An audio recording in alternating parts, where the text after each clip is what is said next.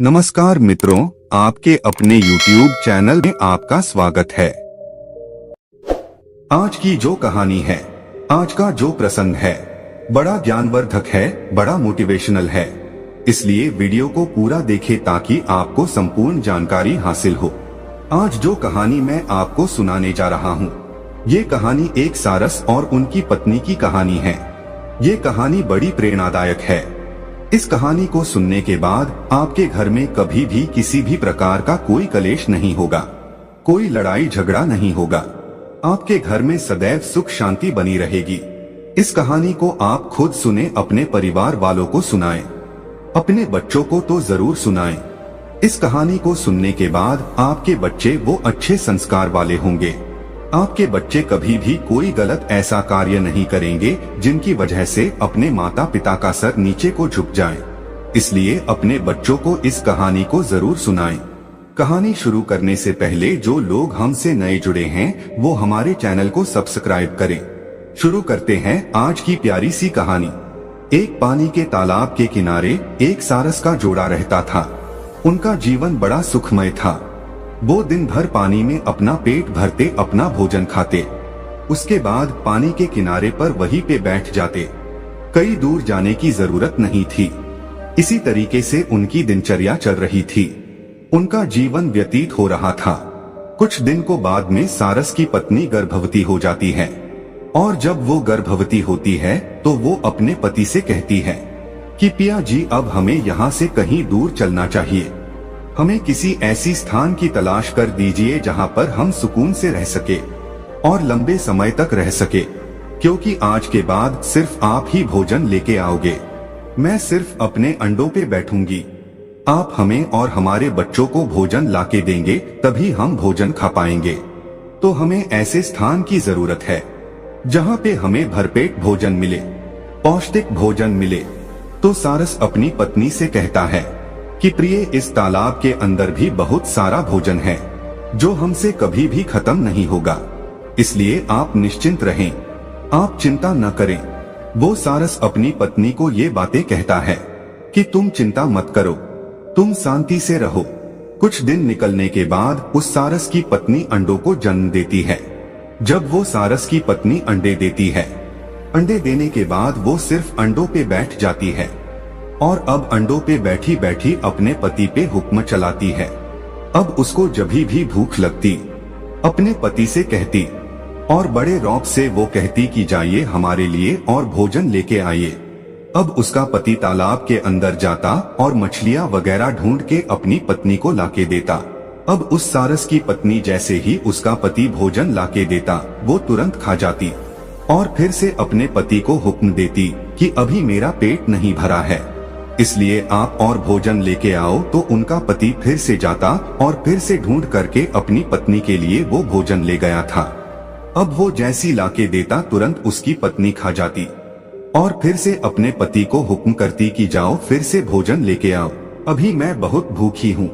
अब उस सारस को अपना पेट भरने के लिए भी भोजन नहीं था, क्योंकि वो जितना भोजन ढूंढता उतना ही अपनी पत्नी के लिए ले जाता।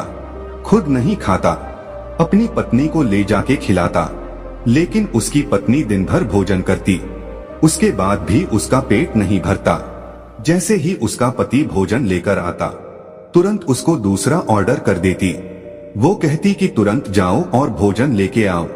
अब उसका पति दिन भर इसी काम में लगा रहता। पानी में जाता, पानी से भोजन ढूंढता और अपनी पत्नी को लाके देता। उसकी पत्नी तुरंत खा जाती, फिर ऑर्डर कर देती कि और लेके आओ, अभी मैं बहुत भूखी हूँ। तो फिर पानी में जाता और फिर से डुबकी लगा करके वो भोजन ढूंढता और फिर से लाकर अपनी पत्नी को देता। तब उसकी पत्नी फिर से खा जाती और फिर से ऑर्डर देती। ये सिलसिला कुछ दिनों तक लगातार चलता है। अब धीरे धीरे सारस बड़ा परेशान हो जाता है, धीरे धीरे सूखने लगता है, क्योंकि वो खुद वो भोजन नहीं खाता था। वो सीधा जो भी भोजन उसको प्राप्त होता था, सीधा अपनी पत्नी को ले जाके देता था।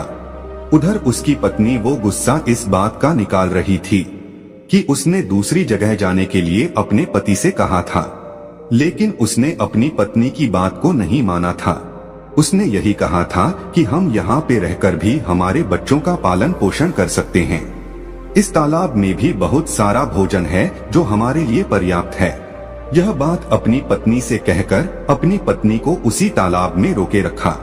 इसीलिए अब उसकी पत्नी अपने पति को परेशान करने में, टॉर्चर करने में कोई कसर नहीं छोड़ती है।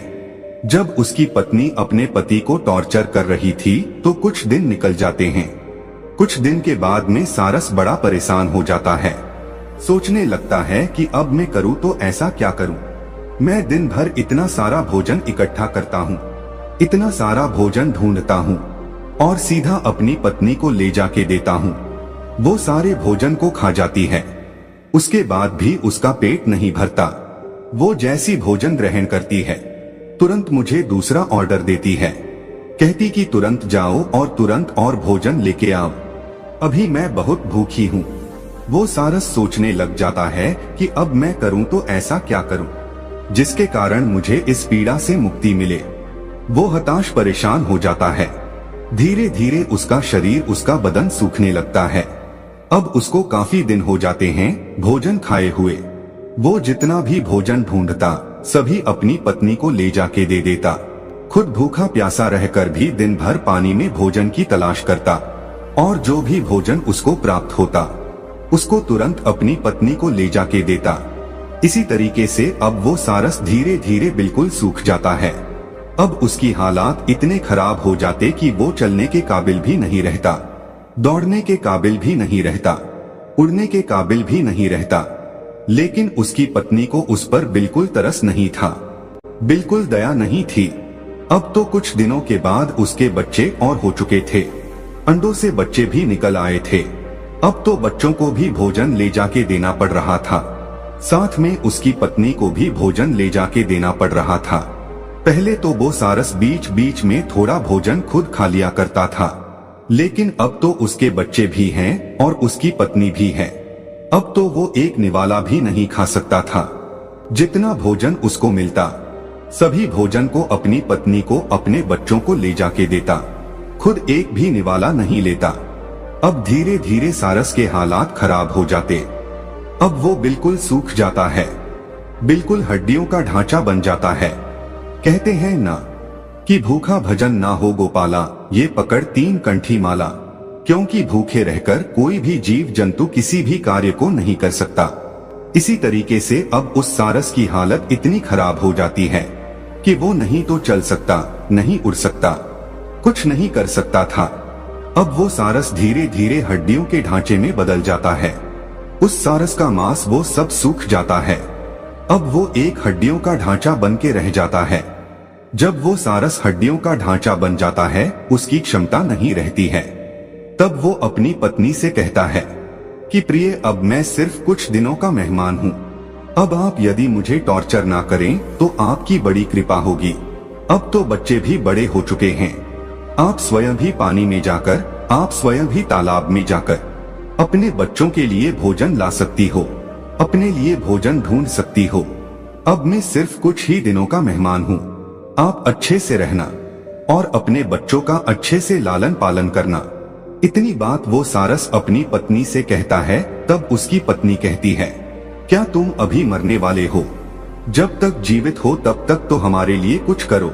जब अपनी पत्नी की इतनी बात सुनता है तो वो सारस झुरझुर रोने लगता है और परमात्मा से दुआ करता है कि परमात्मा, हे मेरे मालिक, हे मेरे परम पिता, तुम मुझे इस धरती से अभी क्यों नहीं उठा लेता? मुझे किस जन्म की पीड़ा दे रहा है? ऐसी नरक की जिंदगी से तो बेहतर है कि मुझे मृत्यु आ जाए। अब वो सारस अपने परमात्मा से दुआ करता है, अपने मालिक से दुआ करता है और कहता है, मेरे मालिक, या तो तू मुझे उठा ले या इस नरक से मुझे मुक्ति दे। इतनी बात कहने के बाद अब वो सारस अपनी पत्नी से बात करना बंद कर देता है और मौन हो जाता है और ईश्वर का ध्यान करने बैठ जाता है। ईश्वर का ध्यान करते हुए कुछ समय उसको निकल जाता है। अब वो एक ही प्रण बना लेता है, ना ही वो कुछ भोजन ग्रहण करता है, ना ही पानी पीता है। अब वो सिर्फ भगवान का ध्यान करने के लिए बैठ जाता है।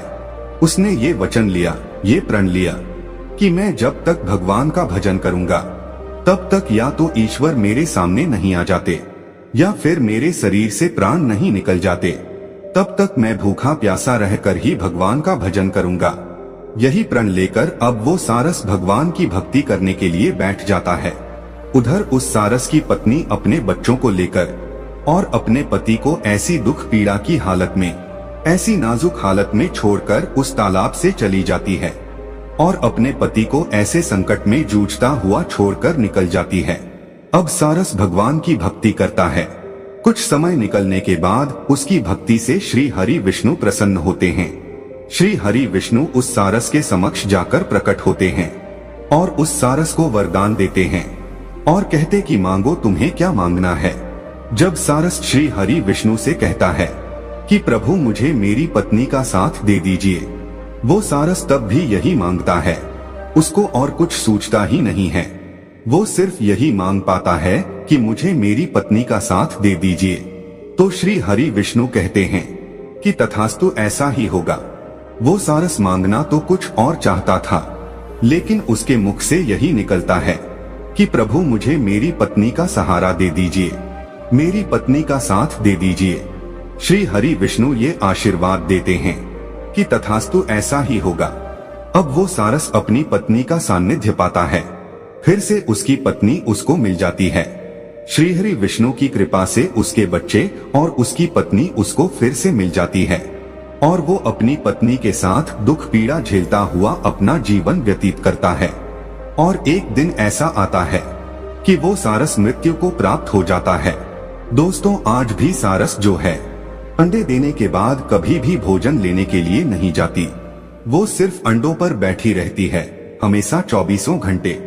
उसका पति ही उसको भोजन लाके देता है और जब उसके अंडों से बच्चे निकलते हैं, तब भी उस सारस का पति अपनी पत्नी को और अपने बच्चों को पानी से भोजन ढूंढ के लाता है और अपनी पत्नी को अपने बच्चों को भोजन खिलाता है।